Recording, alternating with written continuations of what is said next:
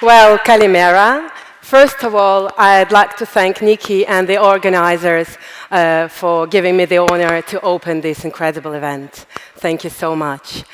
Well, what you have just seen is the first trailer of our new film, which is called Woman. But let me introduce myself first. I have been making documentaries for many years now, mostly focused on social topics, whether it would be organ trafficking, immigration, or poverty.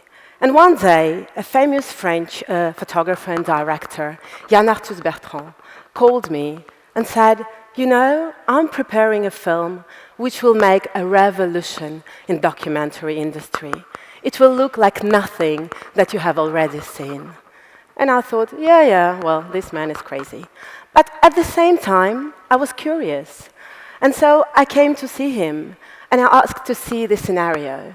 And I still remember, he showed me this one piece of paper, and on that paper it was written, well, it is a film that will focus on women and human stories. We'll go all around the world to try to understand what is it to be a human on this earth today. And that, in a way, it explained, how we humans share things together and what are the things that tear us apart. And at the end, I remember it ended with a beautiful sentence. It said, "Only love can save the world." And so I said, wow, this is amazing. The idea is incredible. But I mean, can I see the scenario? And he said, no, there is no scenario. What will happen is that we will go everywhere in the world and we'll interview 2,000 people, and the people will make the story of this film, will build the story around their testimonies. And at that point, I really thought he was crazy. And so, to be honest, I also thought that it will never work. And I have to tell you that I was wrong, because 4 years later, well, this film was released, and it has been seen by more than 60 million people from all around the world. And you can watch it online for free. It is called Human, and you go on YouTube and you just type Human, the movie. And what really struck me while we were filming the interviews for this film is the difference in the perspective between men and women. Women's perspective wasn't better or worse than men. It was just different.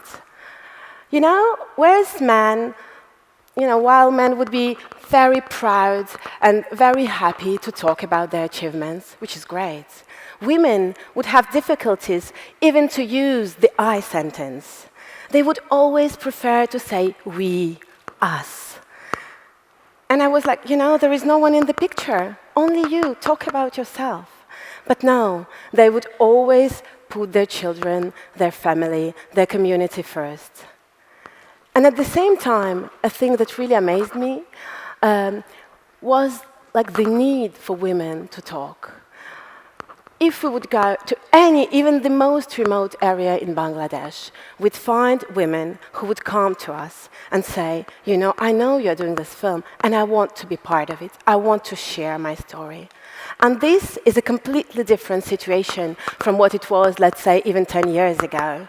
Because 10 years ago, we had to go and search for women to convince them, and most of them were really frightened. And it was difficult, and I can understand. But with Human, I realized that the situation has changed. And all over the world, there are more and more women who don't want to wait for a change coming from outside. They want to see the change now, and they want to be part of that change. You can see it in Iran, let's say, where women can't sing in public. And however, there are women who do that. You can see it in Saudi Arabia, where until several days ago, women were not allowed to drive, but there were always women who would dare to do that. And see, just several days ago, the king finally allowed them, to drive. Wow, incredible. So things are changing for the better.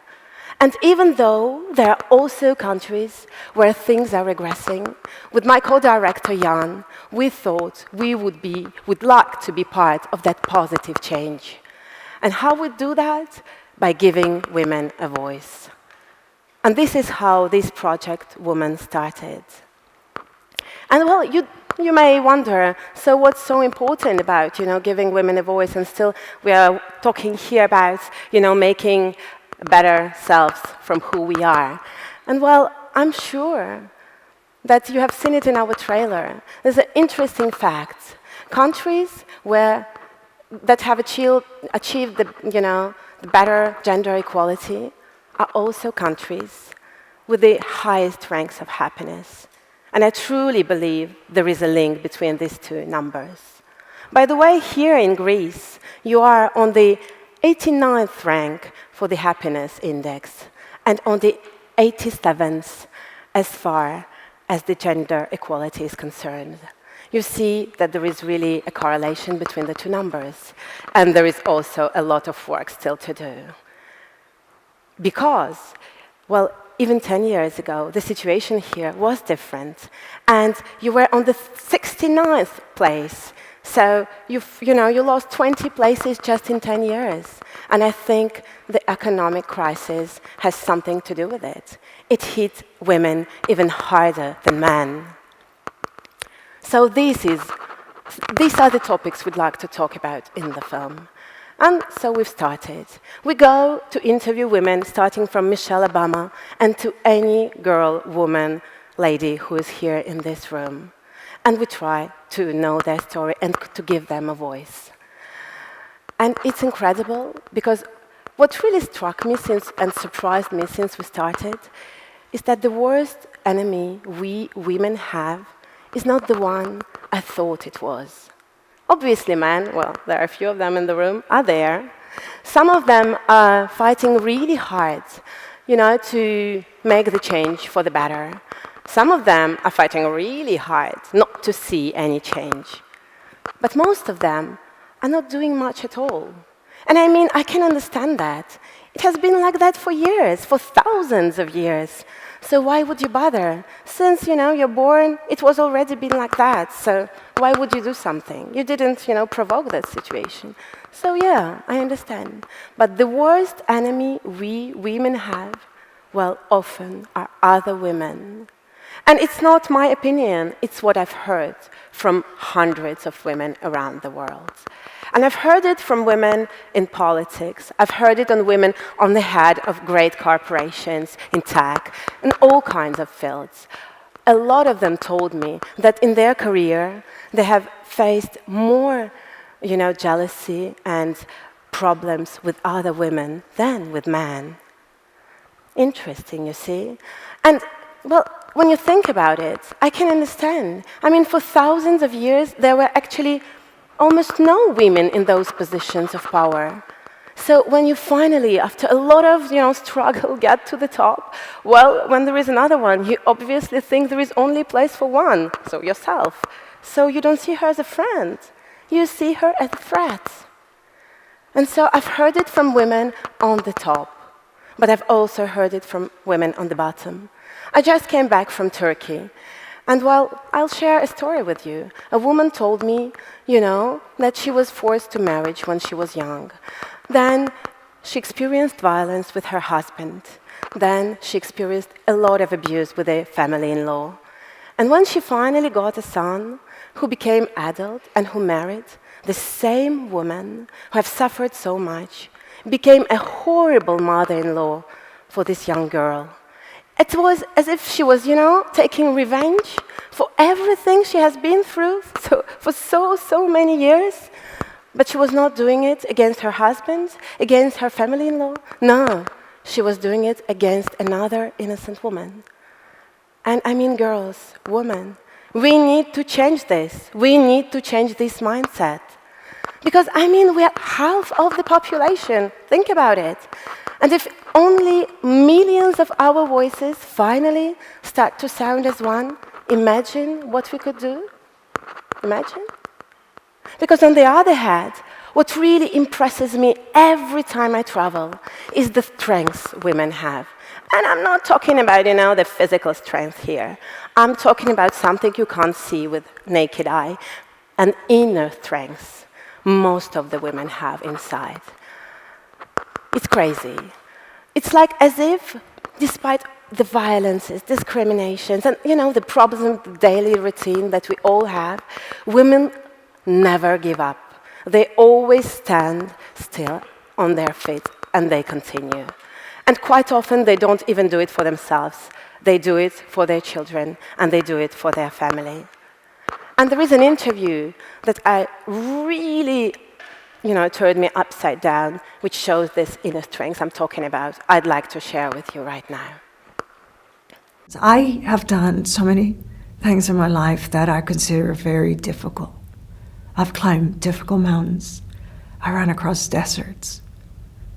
I've swum 122 miles in the ocean. But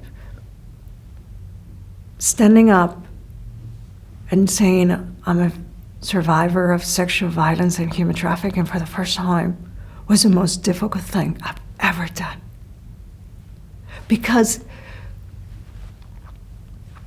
saying it makes it more real. Saying it aloud, I can't take it back.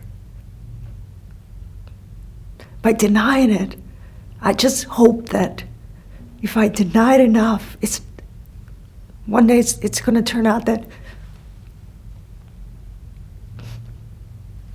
it wasn't true. It was a dream.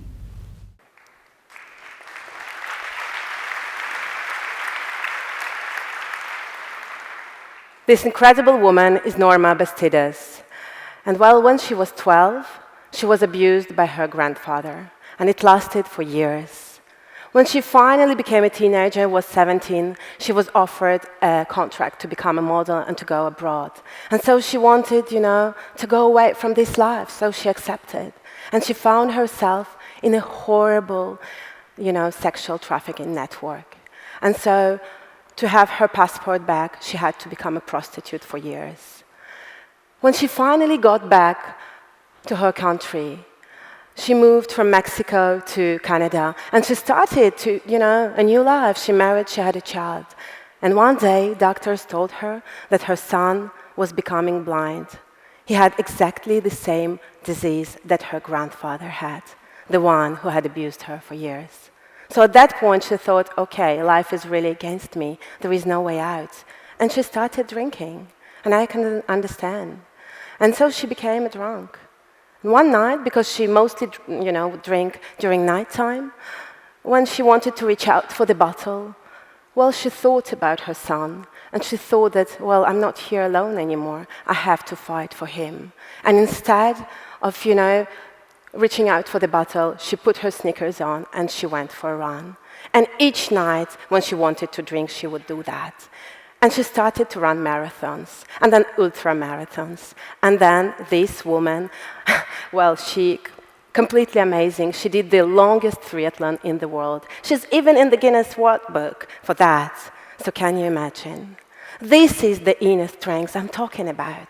And obviously, not all of the stories we women have are so amazing, but almost all of us have this inner strength inside. And just imagine what we could do if we became conscious of that, and if we just would release it. And men here in this room, just imagine what could happen if you'd help us women release that strength. Wow. And also, we've tried the man's way for thousands of years, and it wasn't that bad, but I'm not sure we're completely happy with where it got us. So why not try something else? Why? Well, I'd like to finish with another incredible woman I've interviewed. She's from a pastoral community in Kenya, and she has a message for all of us. Right now,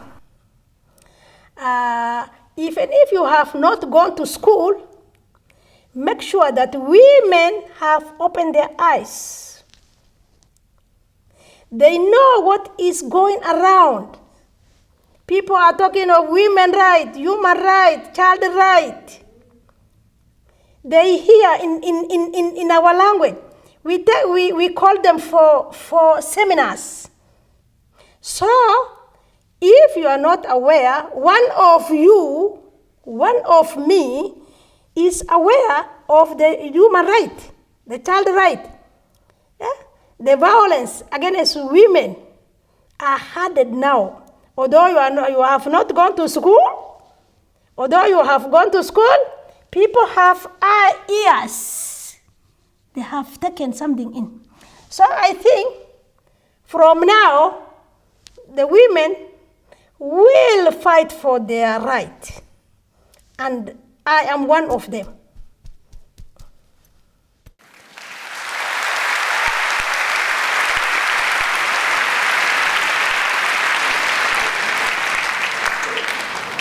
Well, I won't tell you what to do. I won't give you any lesson.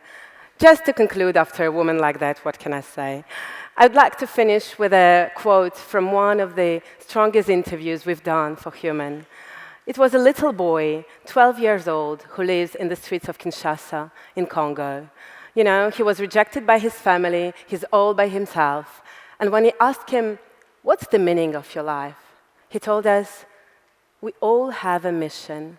I just didn't find yet what mine is. Well, once this incredible day is finished and you go back to your daily routine, just stop for a minute and think about that. What's your mission to make this world a better place?